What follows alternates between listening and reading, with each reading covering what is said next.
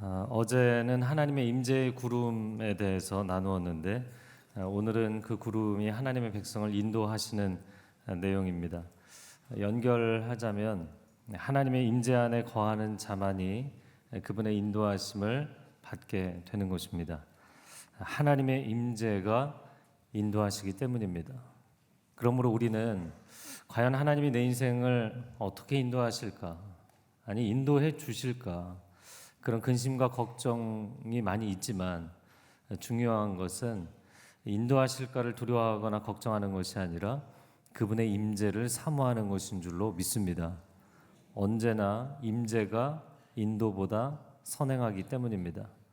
임재가 있어야만 인도하심이 있는 것입니다. 오늘 본문에 시작하는 36절과 37절의 말씀 한번 같이 읽어보겠습니다. 시작. 이스라엘 백성들은 그 여정 동안에 구름이 성막 위로 뜨면 떠났고 구름이 뜨지 않으면 뜨는 날까지 떠나지 않았습니다. 구름을 따라가는 인생을 산다. 불신자들이 들으면 또 굉장히 자아가 강한 교인들이 들으면 정말 뜬구름 잡는 이야기처럼 들릴 것입니다.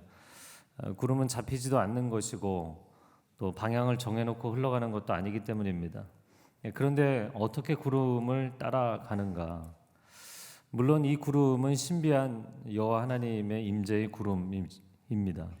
그리고 한 가지 분명한 것은 사람이 구름을 따라갈 수는 있을지라도 구름을 마음대로 조종할 수는 없다는 사실입니다. 인도자는 임재의 구름이지 사람일 수가 없습니다. 이것을 통해서 우리에게 가르치시고자 하는 교훈이 있습니다. 그것은 굉장히 단순한 교훈이고 단순한 훈련입니다. 구름이 뜨면 떠나고 뜨지 않으면 머무는 것이죠. Go and stop, 주행과 정지, 자동차의 두 가지 가장 기본적인 기능이고 이 땅의 모든 존재의 가장 기본적인 두 가지 무브먼트라고 이야기를 할 수가 있겠습니다. 영적으로 보자면 주님이 가시면 언제든지 가는 것이고 주님이 머무시면 그 자리가 어디든지 머무는 것입니다. 리더십에서도 많이 이야기하는 leading and following, 인도와 순종, 그것이 조화롭게 이루어지는 것이 필요한 것입니다.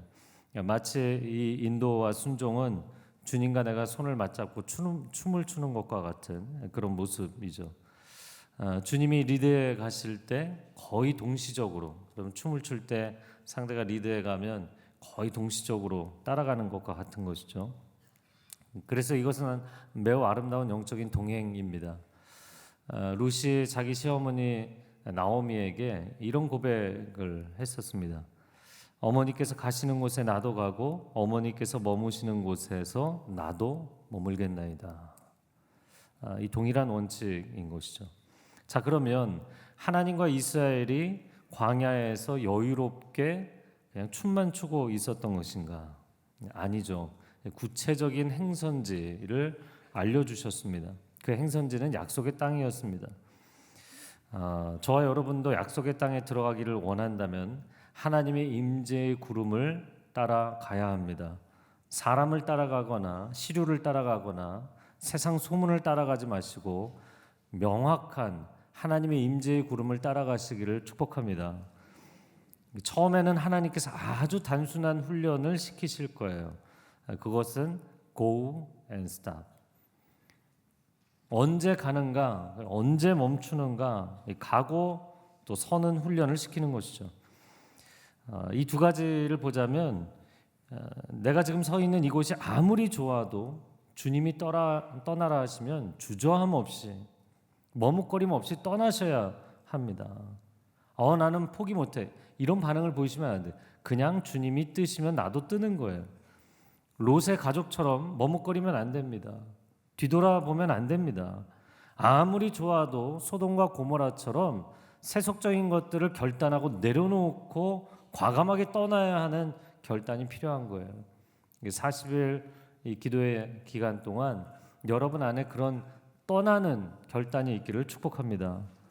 또한 두 번째는 이곳이 아무리 힘들지라도 떠나라는 명확한 명령이 없다면 머무셔야 돼요. 기다리셔야 됩니다. 자기 마음대로 떠나는 때가 됐다고 결정하시면 안 돼요. 다윗이 유대 광야에서 거의 10년을 지내다 보니까 내가 이러다가 사울에게 잡히겠다 두려워서 가드 왕 아기스에게 도망을 갔잖아요. 하나님 분명히 이 광야 생활을 시작할 때 유대 광야를 떠나지 말라고 하셨거든요. 그래서 자기는 목숨을 건지겠다고 도망을 쳤는데 오히려 부하들에게 목숨을 잃을 뻔한 위기를 겪게 되는 것이죠. 그래서 아무리 힘들지라도 부르심의 자리에 서 있다면, 그리고 아직 하나님이 떠나라는 명확한 명령을 주시지 않았다면 계속 계셔야 됩니다. 그것이 순종입니다. 어떤 사람들은 뭐 상황이 이렇고 사람들이 힘들게 하는데 던져버리는 것이 마치 내가 영적으로 순전한 것이냐 착각을 합니다. 아니요. 아무리 고통스럽고 힘들어도 그 자리에 계셔야 돼요. 하나님이 함께 하시면 태풍 한가운도 은신처로 바꾸실 줄로 믿습니다. 그러나 하나님이 함께 하시지 않는다면 그곳이 지상 낙원일지라도 구중궁궐 아닐지라도 그곳은 벼랑 끝이 되는 거예요. 제가 캐나다에서 사역해보고 또 미주에 이렇게 집회들을 다녀보면 우리가 볼 때는 그곳 좋은 환경에 좋은 여건에 가서 아메리칸 드림을 이룬 분들이라고 그렇게 부럽게 볼지 모르겠어요. 그러나 너무나 많은 분들이 그곳에서 안착하고 성공하고 했음에도 불구하고 하나님의 임재 가운데 거하지 못하기 때문에 날마다 그 삶이 벼랑 끝에 서 있는 것처럼 사는 분들이 있는 것입니다. 그러나 세상의 땅 끝에 오지에 선교지에 정말 어려운 곳에 아무도 주목하지 않는 곳에 가서 살지라도 하나님이 나와 함께 하시면 그 자리가 세상의 센터가 될 줄로 믿습니다. 그 자리가 승리의 자리가 되고 그 자리가 천국을 경험하는 자리가 되는 것입니다. 그러므로 구름이 뜨고 가라앉는 것, 하나님의 임재하심이 여기를 떠나는가 아니면 여기 머물러 있는가를 주목해야 됩니다. 이것을 이렇게 묵상을 하다가 비행기가 이륙을 하고 착륙을 하는 것과 같다 이렇게 생각이 됐어요. 그래서 그런 관점으로 본다면 우리가 한 가지 분별할 것이 필요합니다. 지금 내 인생은 출국장에 서 있는가 입국장에 서 있는가. 여러분 공항 안에 같은 공간 안에 있어도 출국장에 서 있는 것과 입국장에 서 있는 것은 완전히 다른 것이에요. 많은 사람들이 출국장에 서 있음에도 불구하고 마치 이제 입국한 사람처럼 떠나지 않으려고 하는 경우들이 있고요. 입국장에 서 있는데도 난 여기 공항이고 난 떠난다. 하나님의 부르심의 자리에 서 있음에도 불구하고 마치 내가 떠나야 될 것처럼 느끼는 사람들이 있어요. 여러분 만약에 여러분의 인생이 출국장에 서 있다고 하나님 말씀하시면 사람들과 헤어지는 것이 너무나 아쉬울지라도 빨리 떠나셔야 돼요. 하나님이 당신을 디파처 게이트 앞에 세워두셨기 때문이에요. 그러나 만약에 여러분이 입국장에 있다면 이제부터 여기 머물러 있어야 합니다. 그리고 머무르는 기간은 내가 정하는 것이 아니라 하나님이 정하시는 거예요. 그리고 그 다음 인생의 자리로 떠나라고 나에게 출국행 티켓을 끊어주시는 분도 하나님이세요. 발권은 내가 하는 것이 아닙니다. 발권은 사람의 어떤 조직의 윗사람이 하는 것이 아닙니다. 그 조직이 결정하는 것이 아닙니다. 하나님이 여러분의 행선지를 결정하실 줄로 믿습니다. 이것이 하나님의 사람들이 가져야 되는 믿음의 고백입니다. 제 얘기를 간단하게 하면요. 저는 이제 온누리교회 21년 차 이제 사역을 하고 있는데요. 사역지를 옮길 때마다 감사한 것은 교회에서 명령이 인사이동이 떨어지기 전에 하나님이 여러 가지 방법으로 알려주셨어요. 파타임에서 전임이 될 때도 또 성인 사역을 시작할 때도 밴쿠버에서 돌아와서 청년 사역을 할 때도 알려주셨어요. 밴쿠버 한 3년 차가 됐을 때 꿈을 꾸었는데 제가 한국행 티켓을 들고 있는 거예요. 근데 저를 공항에 데려다 줄 차가 오지를 않아서 아직 때가 안 됐나? 티켓을 들고 있으니까 때는 됐는데 근데 아직 아니라는 거예요. 그래서 돌아갈 때가 되기는 됐는데 조금 더 기다리라고 하시는구나 라고 생각을 했어요. 그 꿈을 이틀 연속을 꿨어요. 그리고 나서 그 해 겨울에 청년들에 대한 마음을 굉장히 많이 부어주셨어요. 청년들을 품어야 된다고 이야기를 하셨어요. 그리고 그 이듬해 여름에 하나님께서 한국으로 돌아와서 청년 사역을 하도록 시켜주셨어요. 그 열심히 했습니다. 나중에는 머리를 베컴처럼 이렇게 한가운데를 막 세우고 열심히 사역했어요. 그래 한 6년쯤 지나서 제가 가을에는 항상 그 이듬해 하나님 제가 그 다음에 무슨 사역을 해야 됩니까? 하나님께 여쭤보는데 계속 기도하는데 하나님께서 딱 한 가지 말씀만 하시는 거예요. 웨이팅, 계속 기다려라. 그런데 한 11월쯤에 하나님께서 내가 하나님 음성을 잘못 들었나 싶었어요. 그런데 머리는 좀 내려라 그러시더라고요. 일단 머리를 좀 내리라고. 그리고서는 좀 늦게 인사 결정이 났는데 12월 말에 양재 성인 사역을 맡게 됐어요. 여러분, 여러분의 인생의 다음 행선지가 어디가 될지 두려워하지 마십시오. 이 조직이 결정할 것으로 걱정하지 마십시오. 몇몇 결정권자들이 결정할 것이라고 걱정하지 마십시오. 여러분의 의사와 상관없이 결정될 것이라고 걱정하지 마십시오. 하나님의 사람은 하나님이 인도하시는 줄로 믿습니다. 이것이 우리 안에 있는 믿음의 고백인 거예요. 우리는 굉장히 좁은 시각으로 바라보면 다윗이 광야에 들어갈 때 이것은 사울 때문에 내가 광야에 들어간다고 생각하는 거예요. 거시적인 하나님의 훈련의 관점에서 보면 하나님이 인도하신 자리인 것입니다. 하나님의 훈련장에 그는 들어가 있는 것이지 사람 때문에 거기에 들어가 있는 것이 아니에요. 우리는 인생을 해석할 때 이 사람 때문에 내가 이 자리에 있습니다. 내가 이 조직의 결정 때문에 이 자리에 있습니다. 그것은 내가 하나님의 사람이라는 고백이 부족한 거예요. 여러분의 앞길은 하나님이 인도하십니다. 자, 38절 말씀 한번 같이 읽어보겠습니다. 시작. 이스라엘 모든 백성들은 그 여정 동안 여호와의 구름이 낮에는 성막을 덮고 밤에는 불이 구름 속에 있는 것을 보았습니다. 40년 동안 불기둥과 구름기둥으로 인도해 주셨어요. 이 불기둥과 구름기둥은 명시적인 하나님의 임재와 인도의 상징입니다. 그들을 인도하신 것은 이런 기준이 아닙니다. 어디로 가면 양식이 있을까?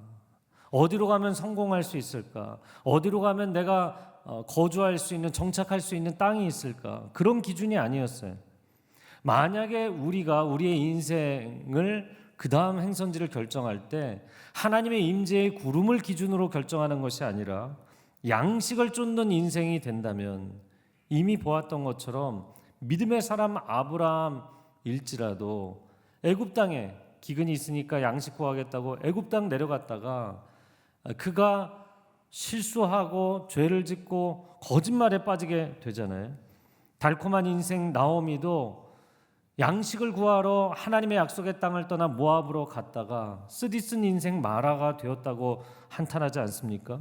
빈들의 예배자 다윗조차도 그가 하나님을 신뢰하고 그 땅에 머물렀어야 되는데 오히려 가도왕 아기스에게 망명해서 위기 가운데 빠지고 수치 가운데 빠졌었습니다.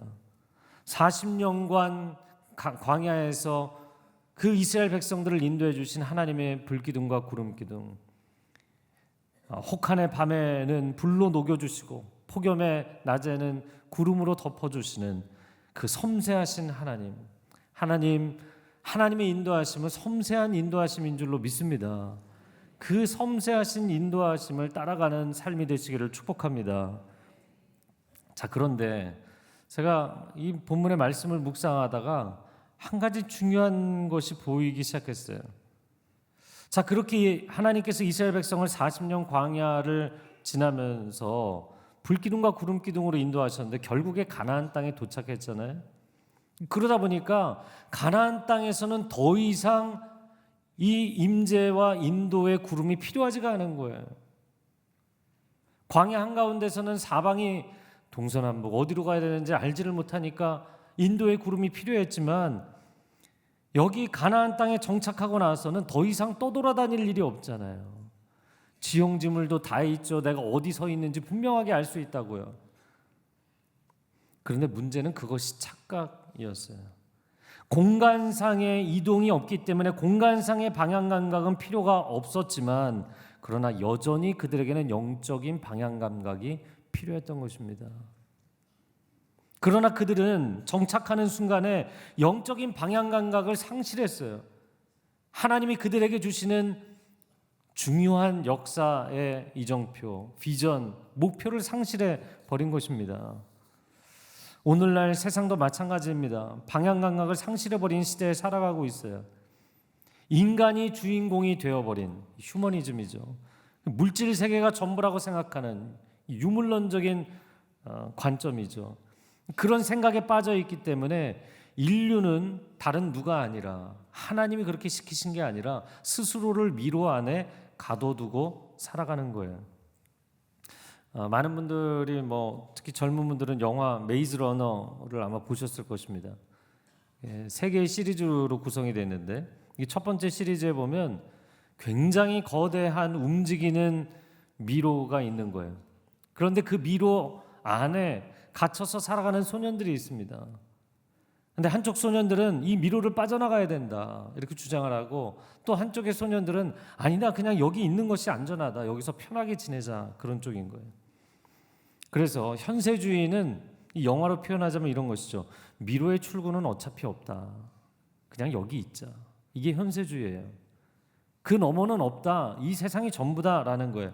그래서 이 현세주의는 필연적으로 쾌락주의로 가게 돼 있는데, 그냥 여기가 전부이니까 최대한 여기서 재밌게 지내다 가자, 그게 끝이다라는 주장이에요. 여러분, 1998년에 세계적인 베스트셀러가 됐던 누가 내 치즈를 옮겼을까? Who moved my cheese? 여러분, 이런 책이 어떻게 세계적인 베스트셀러가 됐을까요? 그것은 현세주의적 관점, 쾌락주의적 관점 때문이에요.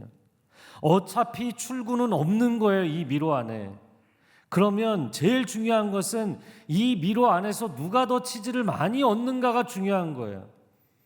그게 인생과 역사와 국가의 비전의 전부가 되어 버리는 거예요. 그러니까 사람들은 이제 미로 안이라는 생각조차 하지 않습니다. 그리고 여기서 누가 더 많이 소유할 것이냐, 누가 더 즐길 것이냐, 누가 더 강해질 것이냐, 전부 거기에 혈안이 되어서 이 미로 밖을 나가야 된다는 생각조차 하지 않는 것이죠. 여기에 거대한 역사의 수수께끼가 있습니다. 도대체 인생을 살다 보면, 사실 우리도 크리스찬이지만 인생을 살다 보면 미로 안에서 내가 어떤 애를 써도, 어떤 노력을 해봐도 결국에는 이 미로 안에는 출구가 없다는 것을 발견하게 됩니다. 왜냐하면 미로 안에서 내가 땅을 많이 차지한들, 돈을 많이 번들, 높은 지위에 오른들, 지식을 많이 쌓는들, 여러분, 출구가 없는 출구를 내가 만들어낼 수는 없기 때문이에요. 그런데 그러면 하나님께 이렇게 질문할 수 있죠. 하나님은 출구도 없는데 탈출을 시키신 것일까? 자, 거시적인 관점에서 이 세상 안에는 출구가 없는데 하나님은 그들에게 애굽에서 가나안 땅으로 탈출을 시키신 것인가? 그러면 출애굽과 가나안 여정이라는 것은 그저 자리 옮기기에 불과하잖아요. 미로 안에서 여기보다는 저기가 조금 낫다. 그러면 누가 치즈를 옮겼을까와 내용이 다를 게 하나도 없는 거예요. 그럼 도대체 하나님은 왜 이런 엑소더스를 시작하셨을까? 그러나 우리가 아는 하나님은 상대적인 존재가 아니라 전능자이시고 절대자이신 줄로 믿습니다. 그러면 하나님이 원하셨던 임재의 구름으로 그 백성을 인도하시는 여정의 마지막은 그들에게 좀 더 좋은 환경을 주거나 좀 더 풍요로운 삶을 살게 해주는 것이 전부가 아니었다는 거예요. 그게 전부일 수 없다는 거예요. 자, 그런데 아까도 나눈 것처럼 우리가 출애굽기 마지막 부분을 보지만 역사의 긴 관점을 보면서 한 가지 반드시 질문해야 됩니다. 정말 하나님의 임재의 구름이 가나안 땅에서는 사라진 것일까? 40년 동안 그 임재의 구름만 하루 종일 쳐다보며 살았는데 가나안 땅에 들어가서는 그 임재의 구름이 사라진 것일까? 성경의 기록을 보면 솔로몬 성전에 영광의 구름이 나타난 것 외에는 가나안 땅에 하나님의 성막에나 아니면 성전에 하나님의 임재의 구름이 나타났다는 기록이 없어요. 약속의 땅에 들어가는 순간 만나와 메추라기도 멈추었고 구름기둥과 불기둥도 사라진 것입니다. 그러면 우리의 인생도 마찬가지고 이스라엘 백성의 역사도 마찬가지고 우리가 어디에 정착하면 더 이상 하나님의 임재의 구름을 바라볼 필요가 없는 것인가? 네, 굉장히 조용해졌네요. Yes and No이죠. 근데 더 이상 임재의 구름이 나타나지 않았기 때문에 맞습니다. 그러나 틀립니다. 약속의 땅에서는 성막 위에 임하는 불기둥과 구름기둥은 더 이상 보이지 않았어요. 더 이상 바라볼 필요 없어요. 왜냐하면 정착했기 때문이에요. 그러나 여러분 우리가 잘 아는 약속의 땅 가나안 땅은 은혜의 단비를 내려주시는 비구름을 바라봐야 되는 땅이었어요. 더 이상 임재의 구름, 인도의 구름이 나타나지 않는다고 해서 하나님을 경외하지 않고 하나님을 갈망하지 않고 하나님을 바라보지 않는다면 비를 멈춰 버리시는 거죠. 그래서 다시 하나님을 바라보게 만드시는 거예요. 하나님 앞에 7번 엎드려 조각구름일지라도 비구름을 간절히 사모하며 바라보도록 만드시는 하나님이십니다. 오늘 본문의 36절에도 여정 동안에 38절에도 그 여정 동안이라는 표현이 나옵니다. 여정, journey, 여행이란 뜻이에요. 여러분 이스라엘 백성도 마찬가지고 우리도 마찬가지입니다.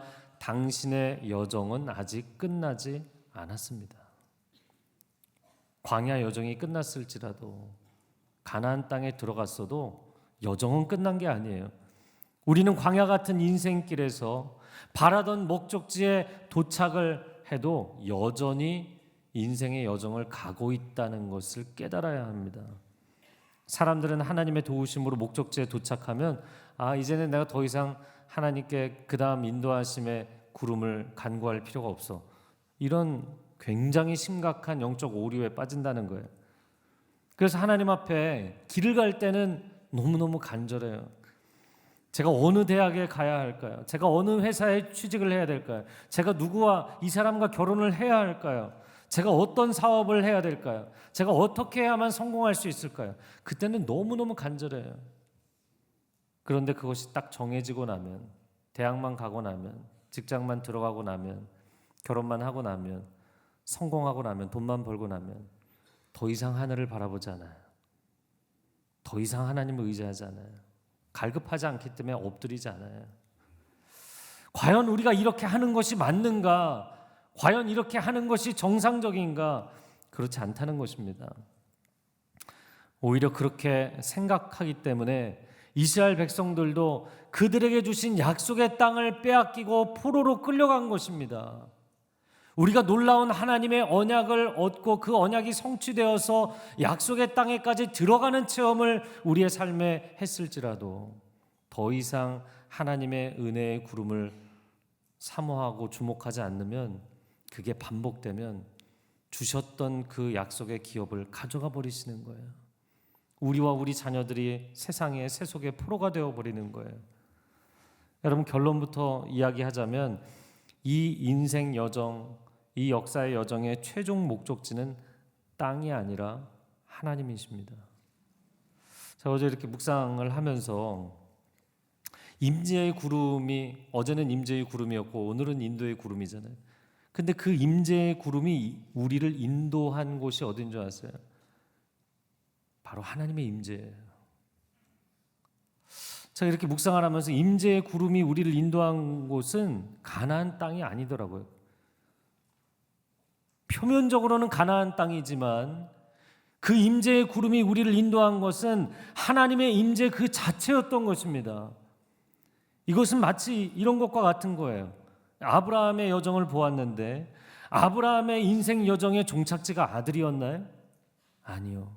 25년 동안 아들을 준다라는 그 이야기를 하시면서, 그 밀당을 하시면서 결국에는 하나님을 주목하게 만드신 거예요. 그 인생 여정의 최종 목적지는 아들이 아니라 하나님이셨어요. 마찬가지입니다. 출애굽 역사도 가나안 땅에 이르게 하시는 그 전 과정을 통해서 하나님께서 그들에게 주시는 최종 목적지는 가나안 땅이 아니라 하나님이에요. 하나님을 주목하고 하나님을 사랑하고 하나님을 경외하며 하나님의 복을 나누는 민족이 되는 것, 그것이 최종 목적지인 것이에요. 이것이 놀라운 역사의 수수께끼의 정답입니다. 인생도 역사도 출구가 없는 미로가 맞아요. 이 상대성의 세상 안에는 정답이 없어요. 출구가 없습니다. 하지만 이것은 처음부터 설계를 하나님이 잘못하신 것도 아니고 출구가 없는데 있다고 하나님이 우리를 속이신 것도 아니에요. 제가 약간 아리송한 얘기를 하고 있잖아요. 출구가 없는데 출구가 있는 미로입니다. 이게 수수께끼예요. 출구가 없는데 없기 때문에 출구가 있는 미로. 그것이 인생과 역사의 여정, 아주 신비한 여정입니다. 제가 좀 설명을 드릴게요. 몇 년 전에 가족과 제주도에 여행을 간 적이 있어요. 근데 아시아 최대 미로 공원이라는 게 있더라고요. 저는 미로를 별로 안 좋아해서 저 성격이 급하거든요. 미로 안에 들어가면 너무 답답해갖고 저는 그 사이트를 지나가려고 했는데 저희 아내가 막 미로를 너무 좋아해요. 그래서 갔습니다. 근데 아내와 아이들은 너무 재밌어하는데 저는 뭐 좌우 한번 가보고서는 막 답답해서 빨리 빠져나오고 싶은 거예요. 근데 이미 미로 안에 있으니까 빠져나올 수가 없잖아요. 감사하게도 중간중간에 미로 중간에 전망대가 있더라고요. 할렐루야. 그 전망대에 올라가면 미로 전체가 보이는 거예요. 그리고 어디가 이제 나가는 곳인지 보이는 거죠. 제가 그때 묵상하고 깨달은 게 있습니다. 인생과 역사의 미로에는 출구가 없다라는 사실이 출구를 찾을 수 있는 결정적인 단서입니다. 이게 무슨 얘기냐면 우리가 찾는 출구는 없어요. 내가 여기에만 도착하면 내 인생은 완벽하게 해결되는 거야. 내 인생은 완벽하게 완성되는 거야. 가나안 땅에만 도착하면 우리는 해피엔딩으로 끝나는 거야. 대학만 가면, 돈만 벌면, 자식만 성공하면, 결혼만 하면 내 인생은 완벽하게 이루어진 거야. 그런 건 없다는 거예요. 인생 여정에서, 역사의 여정에서 완벽한 출구는 없어요. 그러면 도대체 출구가 없다라는 것이 진정한 출구를 찾는 단서가 된다는 게 무엇인가? 제가 지금 오늘 추리 설교를 하고 있는데요. 그건 뭐냐면 이 미로에서 탈출할 수 있는, 엑소더할 수 있는 유일한 길이 있는데, 여러분 미로 안에서 좌로 가봐도 우로 가봐도 길이 없잖아요. 결국에 다 돌아다녀 봤는데 여기 출구가 없는 미로였네. 그러면 사람이 이제 절망하게 되죠. 근데 그 순간에 주저앉아서 땅을 바라보는 게 아니라 어디를 바라봐야 되나요? 맞습니다. 미로의 모든 지점에 있는 출구는 하늘이에요. 하늘이 열려 있는 거예요. 우리가 살아가는 이 땅의 삶은 내가 여기에만 도착하면, 내가 이것만 얻으면, 이것만 내가 취하면 내 인생 해결될 거로 생각했는데 아니에요. 실망하고 절망하는 거예요. 그러니까 사마리아 수가성 여인이 6번째 남자 만나도 인생은 출구가 없는 거예요. 해답이 없는 거예요. 그런데 내가 한 가지 놓치고 있는 게 있었죠. 미로의 어느 지점에 서 있든 출구는 있었던 거예요. 하늘이 열려 있기 때문에. 할렐루야. 그렇습니다. 인생과 역사의 최종 출구는 천국이고 영원이고 하나님이십니다. 사실 최종 출구이자 항상 내 머리 위에 드리워 있었던 출구였어요. 나는 그 출구를 바라보지 않았을 뿐이에요. 더 이상 내가 나를 인도하는 저 하늘의 구름 기둥을 바라볼 필요가 없다고 생각했기 때문에 내가 주목하지 않았을 뿐이에요. 도시의 마천루 빌딩 안에 갇혀서 더 이상 하나님을 주목하지 않았기 때문인 것입니다. 그러나 마치 하늘이 늘 땅 위에 포개져 있는 것처럼 영원한 천국과 하나님은 이 인생의 시공간의 미로 안에 있는 나를 보고 계셨고 늘 부르고 계셨던 것이죠. 나는 가나안 땅을 가기 위해서 날마다 임재의 구름을 보며 살도록 지음받은 존재입니다. 가나안 땅 안에 들어가서도 내 시선의 초점, 내 영혼의 최종 종착지는 하나님의 임재입니다. 그분의 임재를 사모하는 것. 이 시편 84편에 이런 고백이 나옵니다. 한번 말씀 같이 자막으로 읽어보겠습니다. 만군의 여호와여, 주의 장막이 어찌 그리 사랑스러운지요. 내 영혼이 여호와의 궁정을 사모하여 쇠약하며 내 마음과 육체가 살아계시는 하나님께 부르짖나이다. 약속의 땅에 들어가고 구중궁궐에 들어가면 두 다리 뻗고 편하게 쉬고 놀고 먹는 것, 여러분 그것이 인생의 마지막 지향점이 아니라 우리 영혼의 궁극적인 지향점은 하나님의 임재, 하나님의 임재하심입니다. 땅이 목적이었던 사람들은 하나님께 그동안 그렇게 친한 척을 하고 그동안 그렇게 간절히 기도했어도 땅 얻고 나면 등 돌리고 변절하게 돼 있어요. 그러나 하나님이 목적이 된 사람은 광야이든 궁궐이든 변하지 않습니다. 내 인생의 상황이 어떠하든, 내가 길을 가고 있든 아니면 한 자리에 멈춰서게 되었든, 하나님이 내 인생의 유일한 궁극적인 목적지가 된 사람들은 변하지 않아요.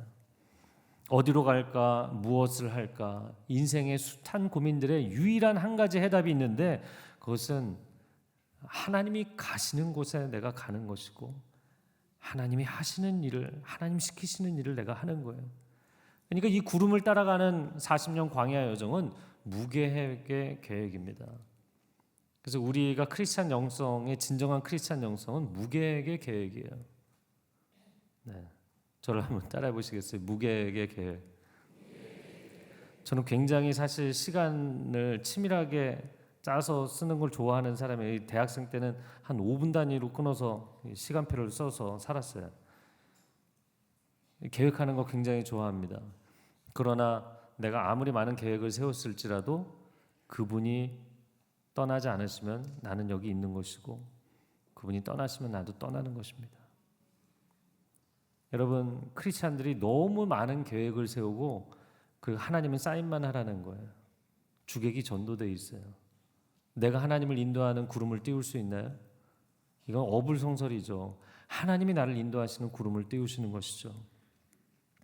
언어의 온도라는 책에 이런 글이 나와요. 여행, 투어라는 단어는 돌다, 돌아오다 라는 뜻이다. 여행이 즐겁고 두렵지 않은 것은 돌아올 집이 있기 때문이다. 돌아올 집이 없다면 그것은 여행이 아니라 방황이다. 여러분, 우리가 인생 여정을 그 다음 A 지점, B 지점, C 지점 아무리 많이 돌아다녀도 결국에 우리가 돌아올 곳은 하나님의 임재입니다. 하나님의 임재에서 출발해서 다시 하나님의 임재로 돌아가는 거예요. 우리는 이 땅에서 시간 여행 중인 것이죠.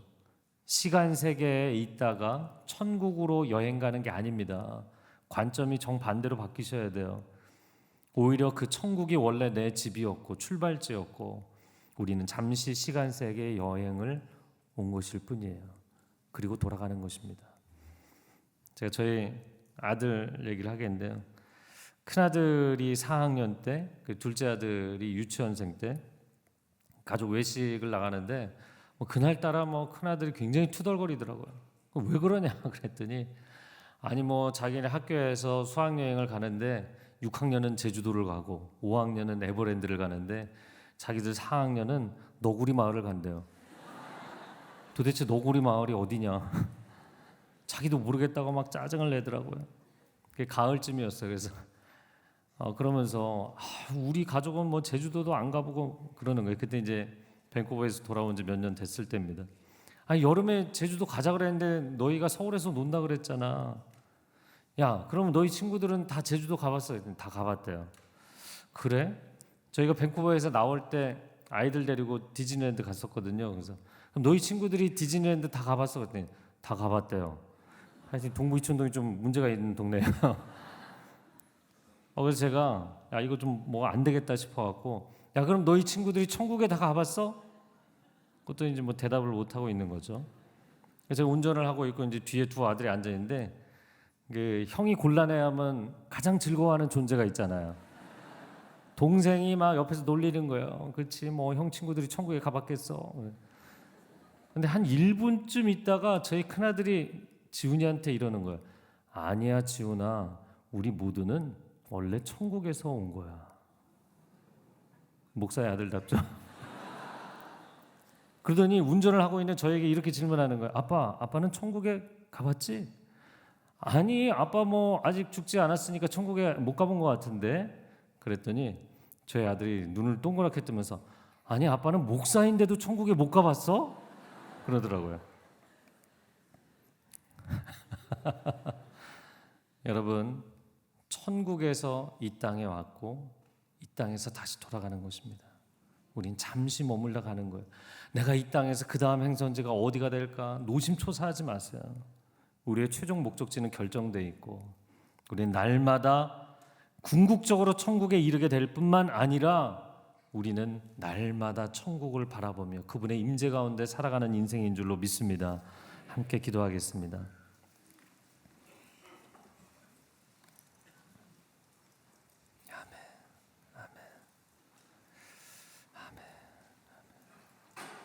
여러분 가슴에 손을 얹고 저를 한번 따라해 보시겠어요? 여호와 하나님은 나의 선한 목자가 되십니다. 선한 목자 되신 주님을 온전히 따라가겠습니다. 아멘. 사랑하는 주님, 양은 목자가 그 다음 길을 어디로 인도할지 걱정하지 않습니다. 어차피 나의 시력이 1m도 안 되기 때문에 한 치 앞을 알지 못하기 때문에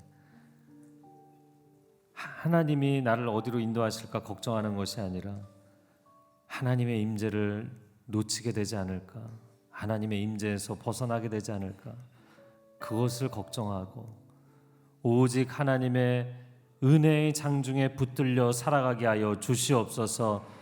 2020년을 바라보며 내가 인생의 어떤 목적지를 구하기 전에 하나님이 나의 궁극적인 목적지가 되시며 하나님의 임재를 사모합니다.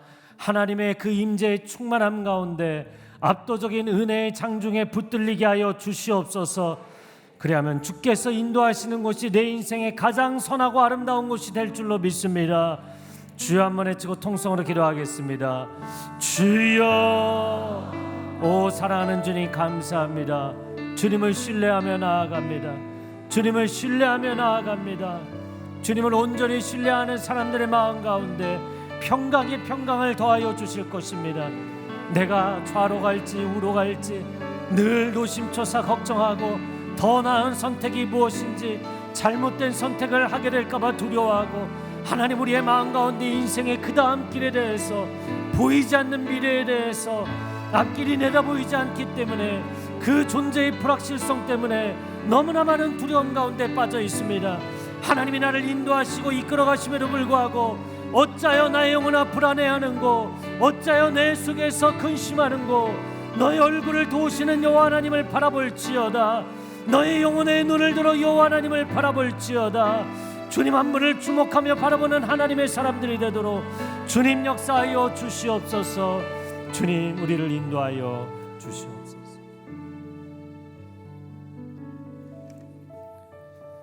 우리가 이어서 다시 기도할 때에 나라 민족을 위해서 기도하기를 원합니다. 하나님, 이 나라가 이 백성이 주님을 바라보는 백성이 되게끔 허락하여 주시옵소서. 인생의 최종의 목적은 땅이 아니라 하나님이라는 것을 알게 하여 주시옵시고, 가나안 땅이 아니라 세상이 아니라 평안함이 아니라 평강이고 목숨이 아니라 생명이라는 것을 선포하는 교회들이 되게 하여 주시고, 나라가 되게 하여 주시고, 민족이 되게 하여 주시고, 선교사들이 될 수 있도록 축복하여 주시옵소서. 주여 한번 외치고 기도하겠습니다. 주여, 거룩하신 하나님 아버지 감사합니다. 하나님 예배드림이 기쁩니다. 말씀 앞에 머무는 모든 성도들에게 하나님 인생의 목적과 하나님의 인도함을 경험할 수 있게끔 허락하여 주시옵소서.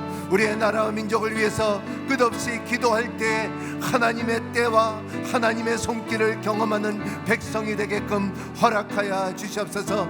하나님께 있는 하나님은 살아계셔서 역사하여 주셔서 우리 가운데 거하시며 하나님의 나라와 하나님의 백성이 이루어지는 것을 우리가 보고 누리고 하나님 그 후손들에게 나눠줄 수 있는 은혜를 허락하여 주시옵소서. 하늘을 보며 살아가게 하여 주시옵소서. 인생의 최종 목적은 하나님의 임재 속에 있다 했습니다. 하나님 아버지, 우리의 나라가, 우리의 백성들이 곳곳마다 하나님의 성령으로 거듭난 젊은이들이 하나님 사회 곳곳마다 이바지할 수 있게끔 허락하여 주시고 진리를 선포할 수 있게끔 허락하여 주시옵소서. 다시 한번 기도할 때에 우리의 가정을 위해서 기도하기를 원합니다. 하나님, 가정마다 다시 한번 말씀의 계시가 있게 하여 주시고 자녀들에게 믿음의 기업이 있게 하여 주시옵시고 은혜 속에서 은혜를 경험하는 가정들이 되게 하여 주시옵시고 하늘나라의 소망을 다시 창조되는 가정들이 될 수 있도록 허락하여 주시옵소서. 주여 한번 외치고 기도합니다. 주여, 거룩하신 하나님 아버지, 우리의 가정들을 위해서 기도합니다. 하나님 아버지, 가정마다 가정 예배를 드릴 수 있게끔 허락하여 주시옵시고 말씀이 다시 뿌리를 깊게 내리는 신앙들을 가르칠 수 있는 부모님들이 될 수 있도록 도와주시옵시고 하나님 아버지, 자녀들의 눈치를 보는 것이 아니라 하나님의 눈치를 보고 하나님의 진리를 선포하고 하나님의 짐에 참 도리를 가르쳐주고 교훈을 가르칠 수 있는 은혜를 허락하여 주시옵소서. 역사하여 주시옵소서. 하나님, 새벽 제단을 드리는 모든 성도들에게 가정을 위해서 기도할 때 하나님 역사하여 주시고 회복을 주시옵소서. 치유를 주시옵소서. 생명의 은혜를 허락하여 주시옵소서. 말씀이 응하여 주시옵시고 하나님의 교훈이 빛날 수 있는 은혜를 허락하여 주시옵소서. 우리 시간 다시 한번 다 같이 일어나서 기도하기를 원합니다. 하나님, 마음에 소원이 있습니다. 기도 제목들이 있습니다. 하나님, 나음을 얻기를 원합니다. 자유함을 받기를 원합니다. 주님께서 말씀하신 대로 구하라 그러면 주실 것이요, 찾으라 그러면 찾을 것이요, 두드리라 그러면 열릴 것이고 응답 주신 하나님을 믿습니다. 우리 각자 기도를 하면서 회복의 능력이 있게 하여 주시고 구원의 역사가 있기를 원합니다. 주여 한번 외치고 기도하겠습니다. 주여, 거룩하신 주님 감사합니다.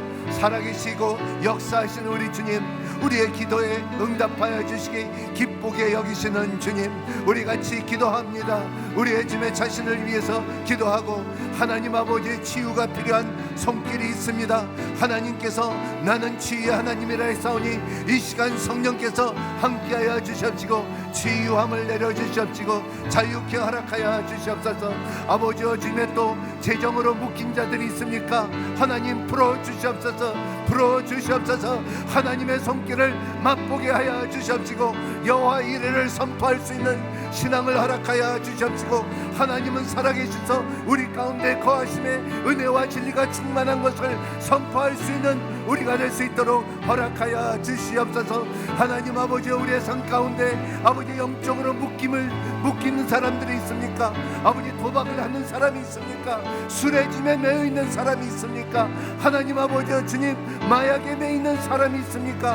하나님 아버지, 모든 악의 세력들은 떠나가게 해주시고 하나님의 거룩과 하나님의 능력과 하나님의 집의 신실함을 우리 가운데 풍성케 임하여 주시옵시고 우리가 찬양한 것처럼 성령이 계시네, 우리와 함께 계시네, 항상 기쁨과 희락과 아버지 평강과 하나님의 능력을 선포하며 사는 모든 성도들이 될 수 있도록 축복하여 주시옵소서. 하나님 아버지 감사합니다. 우리 예배를 받아 주시옵시고 우리가 찬양으로서 말씀으로서 기도로서 우리의 신앙의 고백을 주님 앞에 올려드립니다. 주님께서 받아 주시옵시고 하나님, 주님께서 기쁘게 여기는 그 응답들을 기도하는 마음들이 있습니다. 갈망하는 마음들이 있습니다. 역사하여 주시옵소서. 치유하여 주시옵소서. 풀어 주시옵소서. 채워 주시옵소서. 인도하여 주시옵소서. 이제는 우리 주 예수 그리스도의 은혜와 하나님의 크신 사랑과 성령님의 감동과 감화와 지키심이 예배를 드리는 모든 성도들 위해 말씀에 순종함과 그리고 인도함을 받기를 원하는 모든 성도들 위해 우리 나라와 민족을 위해 우리의 선교사님들 위해 함께 하시기를 간절히 축원하옵나이다. 네.